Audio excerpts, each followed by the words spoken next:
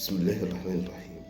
يا أخي، الأمر يبدأ عند الله وينتهي عند الله، فلا ترهق قلبك بالوقوف طويلا عند البشر، فمن ظننتهم يوما أبوابا كانوا مجرد أسباب، ومن خفت ضياعك بدونهم اكتشفت يوما أن الله وحده كان يحميك في كل سقوط.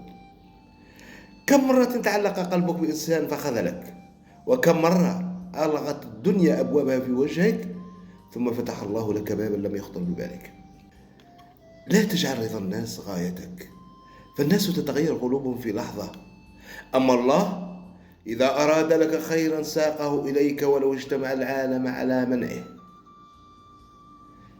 تعبنا لأننا وقفنا طويلا أمام الخلق ننتظر تقديرا أو حبا أو إنصافا، بينما الطمأنينة كلها كانت في باب الله تعالى.